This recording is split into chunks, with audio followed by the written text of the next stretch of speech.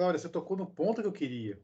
Quando eu fiz o paralelo, se existe genética espiritual, justamente isso. Porque materialmente a gente consegue vislumbrar a nossa evolução enquanto ser humano. Se a gente pega o Neandertal, pega o Homo sapiens sapiens, enfim, você vê, mudou. Você consegue mensurar? Sim. Pega faz todo o genoma de um e de outro, você vai falar, não, mudou. Mas aí, por quê? Porque nós evoluímos, mas o espírito também evolui. Opa, pera lá. Então, como se processa a evolução espiritual? Como é que a gente sabe? Que o espírito evolui, a gente sabe. Mas como é que a gente consegue quantificar? Será que também, por isso a analogia, será que não existe uma genética espiritual? Que, cara, você está mudando, ó, seu espírito vai evoluindo, mas aí, sei lá, você está entendendo o que eu quero chegar? Do mesmo modo que a gente consegue mensurar isso materialmente, e nós somos uma cópia do que existe lá, poxa, será que também lá não tem essa questão de mensurar a evolução através de sei lá, entre aspas, genética espiritual? O que Esse é seria, o né, ponto. por exemplo, um Neandertal desencarnado, ali recém-desencarnado, como que é esse projeto espiritual dele, né? Exato, exatamente. É. Vai ser um espírito grosseiro? Sim, do mesmo modo que o Neandertal materialmente, ele era fisionomicamente grosseiro. E outros atributos, mão grande, braço comprido, peludo, enfim, a coisa evolui. Mas Mas pode falar. não, o que me vem à mente agora é um exemplo que eu acho que a gente pode se apegar, que é a própria encarnação de Jesus, né? Porque Jesus, teoricamente, pelo que a gente, né, tem ali de informações, era um espírito muito sutil, muito mais sutil do que os espíritos que vinham reencarnando naquela época e tal. E ele sofre ele tem que ter uma preparação para poder encarnar, porque senão ele não aguenta, né? Tanto que aquele negócio dele do sangue que vinha dele e tudo mais, dizem, e aí eu não tô, é pouco que eu entendo disso, mas tem todo um sofrimento ali por ele estar, nem que ele nem aguentaria muito ficar naquele corpo por muito tempo, porque aquele espírito que estava ali era um espírito que não era compatível com aquele corpo pesado e tudo mais. Então, acho que se a gente pegar essa ideia, nós não somos nem parecido com Jesus, mas se a gente pega ali um espírito que hoje desencarna, que vamos dizer que é um espírito na tentativa de ser um bom, né, uma boa pessoa, na tentativa sempre, porque não é o fim por si mesmo. Mas e você pega ele para colocar num corpo que tem uma composição lá do Neandertal em outro planeta primitivo, provavelmente ele vai sentir essa diferença, né? Então também deve existir aí um processo de compatibilidade, né? Porque, como o Zé bem colocou, provavelmente essa parte espiritual também vai avançando num nível que não é qualquer corpo que vai conseguir abarcar esse espírito, né? Olha, se fosse eletricidade, ia falar que é casamento de impedância. Tem que casar impedância. Flávio, fala isso que você perca a ideia aí. Então, o que eu estava pensando aqui é o seguinte: a gente que estuda um pouquinho, embora eu não vá levar os detalhes, a gente sabe que, por exemplo, as diferentes evoluções do homem, né, o Neandertal, o homem de Cro-Magnon, eles não se extinguiram, eles foram existindo concomitantemente, ao mesmo tempo. E aí algumas linhas foram se estabelecendo, outras foram se extintas e tal. O meu questionamento é: será que alguns espíritos que estão reencarnando hoje já estão produzindo uma linha genética e espiritual diferente do resto? Será que nós já estamos vendo começar no mundo uma nova linhagem espiritual e genética física que vai existir com a gente por um tempo e depois vai continuar e o resto vai parar? Será que isso já está acontecendo? Olha, eu vou especular e pegando o argumento da Cláudia. Se a gente pensar que um espírito muito elevado não casa a impedância num corpo muito primitivo, a resposta é sim. Porque nós estamos evoluindo. Se vê um espírito muito evoluído, então ele tem que ver com que corpo ele vai reencarnar. Não é qualquer corpo, só não casa a impedância. Não sei. Nós estamos especulando, para variar, claro. Fala, Alexandre. Eu penso assim, ó, nós estamos falando de duas coisas diferentes aí. Mas essas duas coisas, elas andam juntas. Que é a evolução moral e a evolução física. Né? Então, quando nós estamos falando de espíritos puros, ele atingiu uma moralidade muito alta e a depuração material acompanha ele nesse movimento. Então, quanto mais puro, mais depurado, mais longe da matéria que a gente conhece ele vai estar. Até estar em um determinado momento, um estágio que vai ter uma matéria que, não sei nem se a gente pode chamar de matéria, já está a resposta aí, a gente não pode chamar de matéria, né? Pelo Livro dos Espíritos já está falando, olha, segura a onda aí que os seus conceitos são meio atrasadinhos ainda. Então, quando nós estamos fazendo essa análise, né? Uma coisa leva a outra, mas não necessariamente elas andam juntos e ao mesmo tempo. Porque eu posso ter, por exemplo, claro que eu não acredito que o salto seja muito grande, mas a gente pode ter uma certa depuração moral em alguns estágios da encarnação ou de algumas encarnações, mas ainda estamos dentro de um contexto materializado que faz com que a gente obedeça a determinada lei física geral da matéria e estamos mais ou menos ali presos, até chegar num determinado momento em que a depuração é tal que já não vai caber mais. Por exemplo, aí a gente pega esse caso aí que a Cláudia falou de Jesus, então aí não cabe mais. Né? A mesma coisa. Por exemplo, o contrário, né? Se a coisa está andando, a evolução está andando, o mundo está andando, está havendo uma depuração material e moral da população de uma forma um pouco mais rápida do que outros conseguem acompanhar, e esse vai ficando mais pesado. Aí vai chegar no momento que o mundo passou e ele não consegue acompanhar mais. Ele ficou com o peso referente a outra orbe, outra situação que vai fazer com que ele, assim, seja mais adequado, mais encaixado, acho que é a palavra mais certa, né? Mais encaixado a outras condições. Então, existe, a gente até já falou isso algumas vezes, né? Do meu ponto de vista, a gente tem alguns limites aí que a gente vai, um limite mínimo e o máximo de especificação aí que a gente precisa estar dentro dele para estar conforme com a situação que estamos hoje. Se a gente descer, se a gente não acompanhar a evolução desse limite, a gente vai ficar para trás e isso vai ter uma consequência. A gente vai cair, vai estar fora da especificação, ou seja, nós vamos ter que ser adequados a outra situação. Do mesmo jeito que se a gente for mais rápido do que a coisa está acontecendo, a gente também vai estar inadequado à situação atual e a gente vai ter que se encaixar numa nova situação, que eu acredito que seria melhor desse lado, né? Melhor no limite superior do que no inferior. Então, e aí depois a gente vai cair vamos dizer, num precipício intelectual onde a gente não vai conseguir fazer o discernimento do que é o quê, porque escapa. A noção que nós temos de material, ela serve para a situação que nós temos hoje.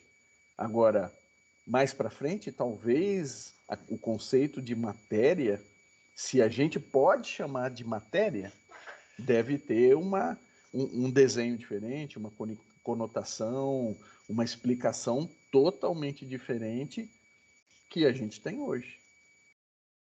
Antes de passar a bola para a Cláudia, Alexandre, não sei se você percebeu, você usou assim o tema, aquele espírito não evoluiu, ficou mais pesado, ou seja, você usou o peso, né? Você usou a sua métrica, ou a sua analogia foi para o peso. Material. Material. Aquele espírito é mais leve, aquele espírito é mais pesado. Sei lá, você usou leve e pesado. Eu penso assim, existe alguma métrica. A gente só não sabe dar o nome. Cláudia, vamos lá. É isso aí. Não, é exatamente isso que eu ia dizer. Que, assim, na verdade, nós temos mesmo o hábito de falar, né? Principalmente os espíritos. Nossa, estava carregado, estava pesado, aquela pessoa tá, né? Parece que tem um negócio que está segurando. E, na verdade, essa coisa que o Alexandre tocou muito bem, que é a questão da moral. A moral causa, é uma energia. Aí a gente volta nessa questão. Então, assim, quando uma pessoa é moralmente evoluída, né, ela tem uma energia diferente, né? E essa energia está conectada não com o corpo físico dela, está conectada com a questão moral que ela tem. E quanto mais a gente vai indo nesse sentido da evolução moral, mais a nossa energia vai se transformando, a ponto da gente não conseguir mais ingerir determinados alimentos, da gente não conseguir mais ter alguns hábitos que este corpo ainda aceita, né? Porque quando questionavam o Chico, né, sobre essa questão, por exemplo, ser vegetariano, não ser vegetariano e tal, e aí o Chico dizia, olha, nessa condição que a gente está ainda, né, moralmente falando, a gente ainda precisa disso, o nosso corpo físico ainda precisa, então é compreensível que as pessoas se alimentem ainda disso. Futuramente, não, as pessoas não vão mais precisar disso, mas percebe que isso não está ligada à questão do corpo físico, da matéria, mas está ligada à questão da moralidade, né? E aí, hoje eu vejo muitas e muitas crianças, né, que são que não é nem que elas não gostam, elas não conseguem comer carne, não conseguem tomar leite. Então, são coisas assim que o próprio organismo delas já rejeita. E aí, quando o Flávio diz, será que nós já não estamos nesse processo aí de mudança, né?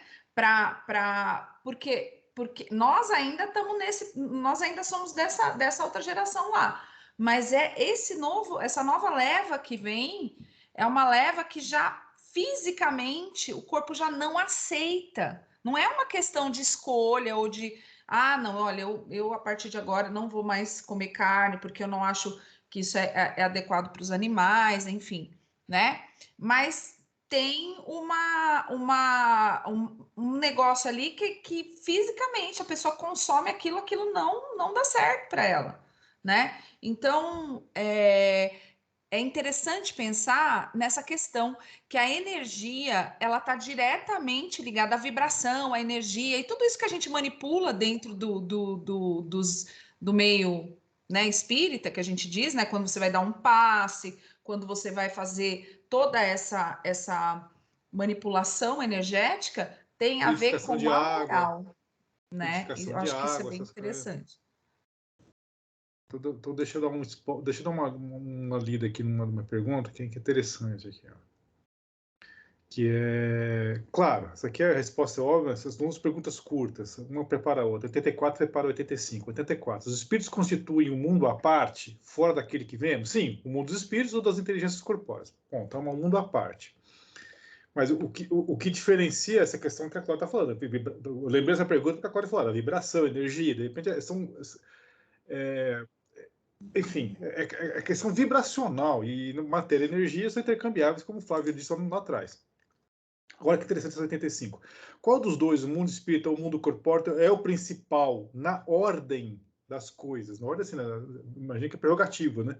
O mundo espírita, que existe e sobrevive a tudo. Ou seja, se tiver alguma coisa que vai persistir, é o espiritual. Isso é ponto pacífico. Esse é outro ponto também. O mundo espiritual. O que é o mundo espiritual? É difícil de conceber. O mundo espiritual ele É o quê? encapsula o mundo que nós estamos. São pequenos núcleos que estão espalhados em algum lugar, está preso em algum lugar, porque em teoria lá estão espíritos com os seus perispíritos, que é matéria, logo deve ser um lugar material também. Agora, como que é a composição desse mundo? Né? Então, fica difícil, inclusive, da gente pensar. Por exemplo, as referências que eu tenho conhecimento, claro que meu conhecimento é muito pequeno, mas O que a gente tem de conhecimento tem colônias. Beleza, mas a colônia ela fica destacada das coisas, ela está ali naquele lugar. Não vamos entrar nas questões de terraplanismo, tá? Vamos pensar que ainda estamos vivendo num globo, né? Apesar que o terraplanismo está fazendo adeptos no globo todo. Então, isso é próprio Twitter deles. Então, ele está em algum lugar, e esse lugar ele está preso a quê? Se ele não está preso a lugar nenhum, então a gente tem vários lugares espalhados. Eu posso, sei lá, pegar um foguete aqui, né? Porque nós estamos presos na matéria. Eu vou pegar um foguete, eu vou passar em vários mundos espirituais até chegar na Lua, por exemplo. São várias camadas. Não, eu já me perguntei a respeito disso também. É o que você falou, uma coisa é colônia espiritual. Mas se a gente pega lá no livro dos Espíritos e fala, os mundos têm 5 categorias, primitivos, provas, expiações, gerações. Não é mundo. Eu não falo que são colônias espirituais que têm várias categorias. Eles falam, os mundos têm várias categorias. Exato. Então, por exemplo, hoje, o que se fala? Não sei se é verdade, se não é, mas é algo, vamos dizer, mais ou menos aceito.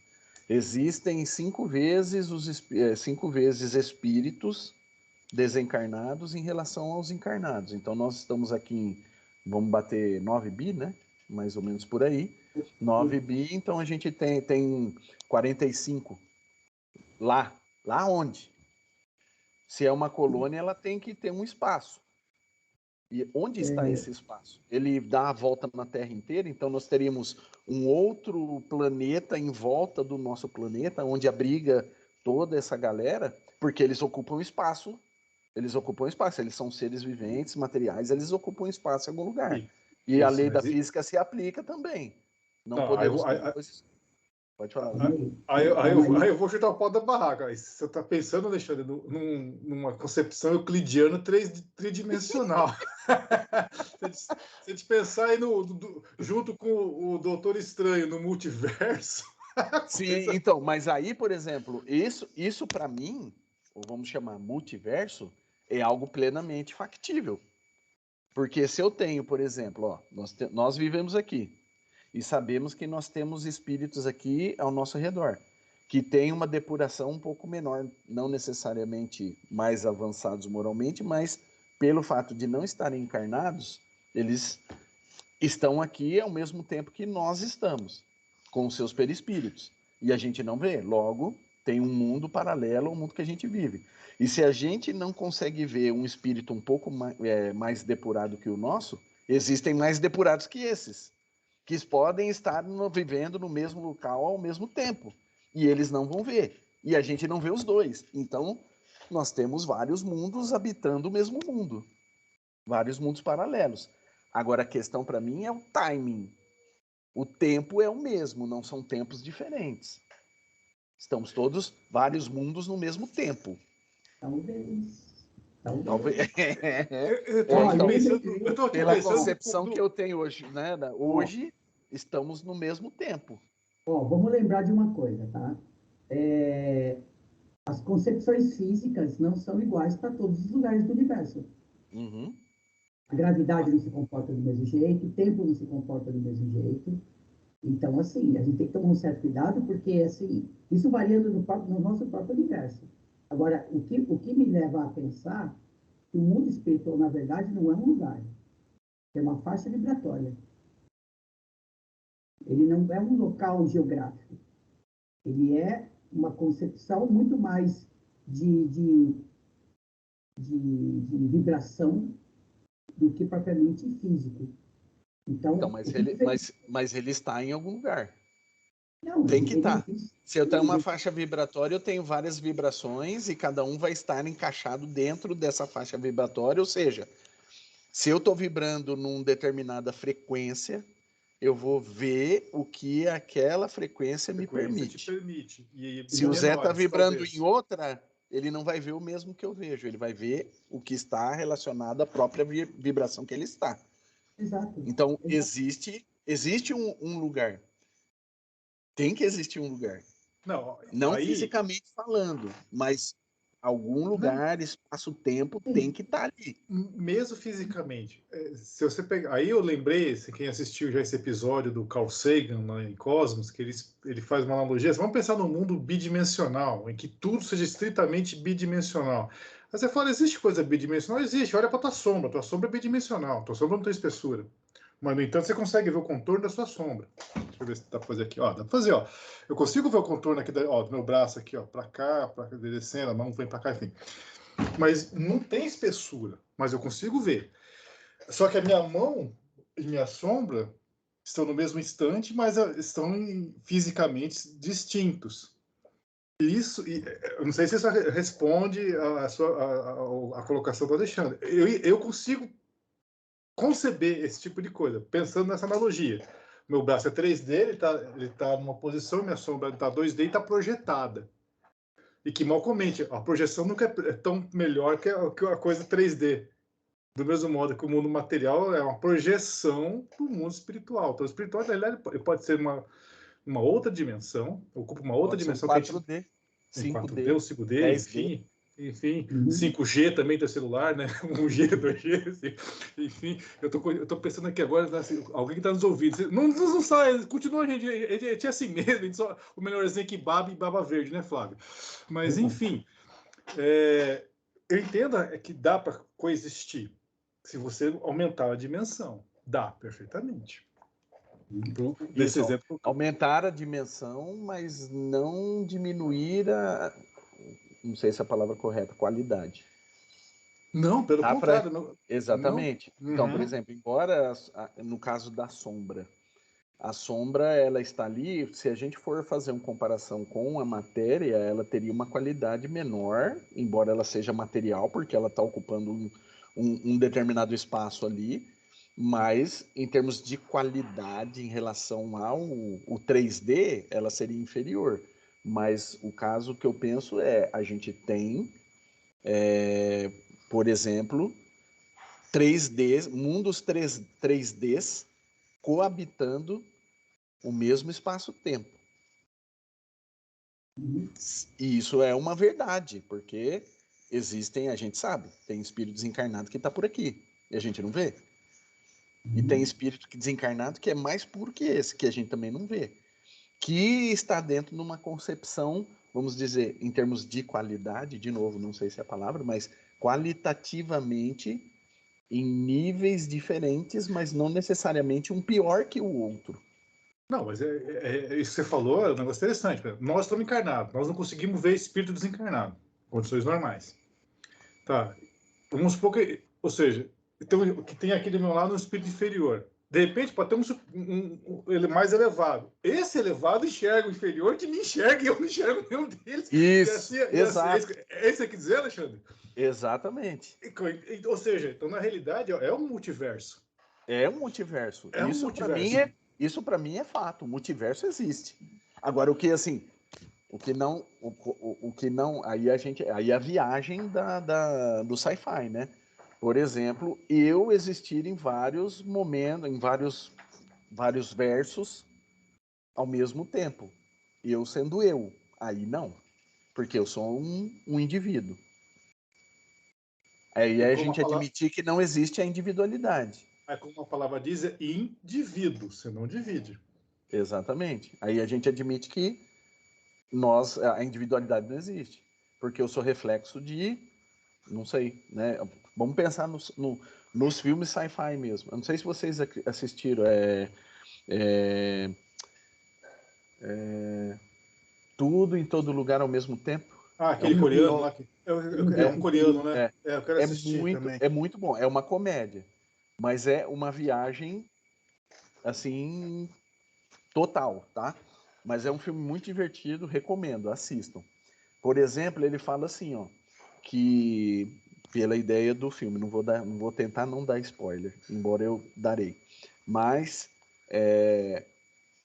eu existo aqui e eu existo em vários versos, certo? Em vários mundos diferentes.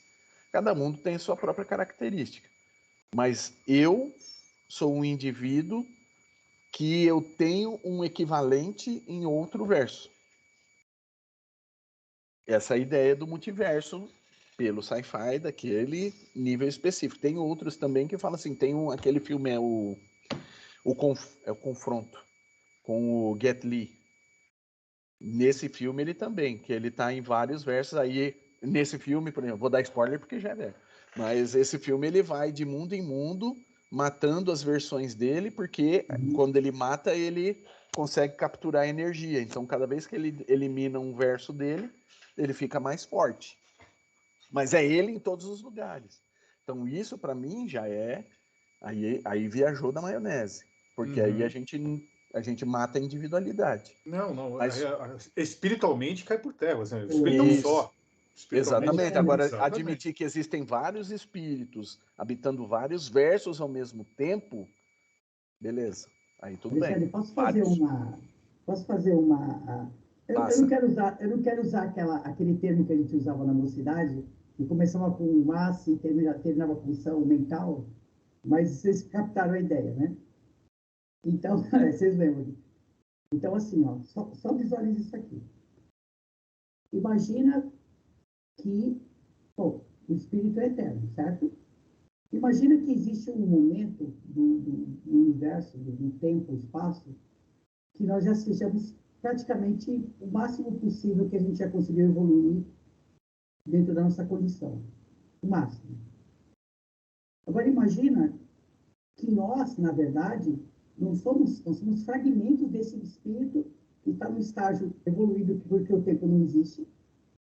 Ele já existe como um ser praticamente não perfeito, porque ele não é Deus, mas cada parte desse espírito seria um pedaço que compõe um universo.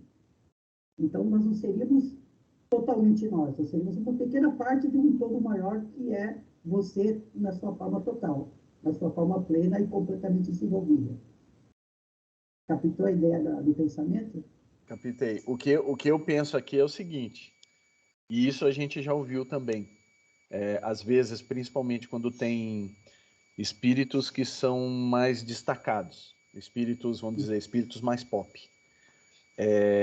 Normalmente se fala, é o espírito, por exemplo, de Bezerra de Menezes, né? Não necessariamente é o espírito de Bezerra de Menezes, mas admite-se que a consciência esteja por ali.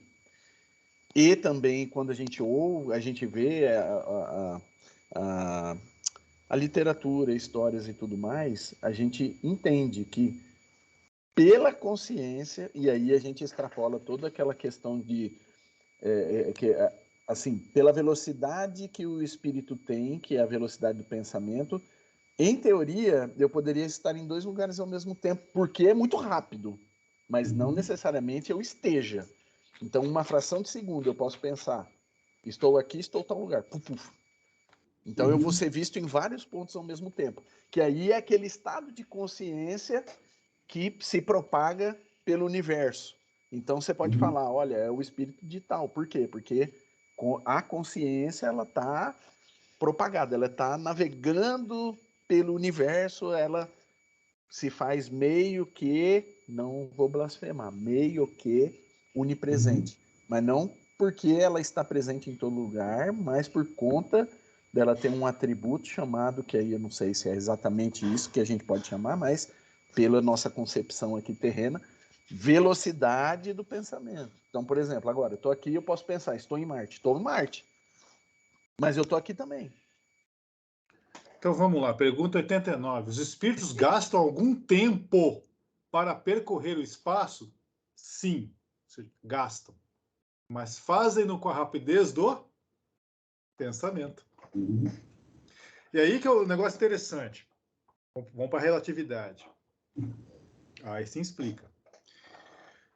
Quem está numa velocidade muito elevada, e o pensamento, assim, enfim, né, a gente pode. Há correntes da física, né? Aí é metafísica, de que o pensamento é um táquion. Táquion é qualquer partícula, qualquer coisa que viaja mais rápido que a luz. E aí o táquion tem a prerrogativa, inclusive, de viajar no tempo, no passado e para o futuro. Então, se o espírito faz com a rapidez do pensamento, Para quem está em uma velocidade muito próxima da luz, a teoria da relatividade preconiza que o tempo dilata, o tempo passa mais devagar para aquela entidade. Então, assim, beira uma... Aí outra coisa que a relatividade preconiza é que você não fala em tempo e espaço, você fala uma quadridimensão que chama espaço ou tempo, é tudo uma massa só. Então, se o tempo dilata, é como se ele fosse quase que onipresente. Sim. Porque embora não seja, mas é interestelar. Exatamente, porque assim, ele consegue... Para ele, o tempo está tão devagar e ele consegue percorrer infinitos espaços, né? Assim, vai infinitamente. Quase, entre aspas, né? Infinito. E aí dá a sensação de que ele está ali, pô, o cara está ali, está lá, não, é que o tempo para ele está tão devagar, passando tão devagar, que ele está ali, está lá, é isso aqui, cara, para mim é com a rapidez no pensamento. Então Isso, você tem no a falsa Interestelar, impressão. no Interestelar acontece isso, né? Quando Eu eles assisti esse deixam... filme também, isso, Você assistiu? Show de bola, filme o show de bola. Interestelar também é legal, assistam. Quando eles deixam um colega deles na nave e eles vão para o planeta.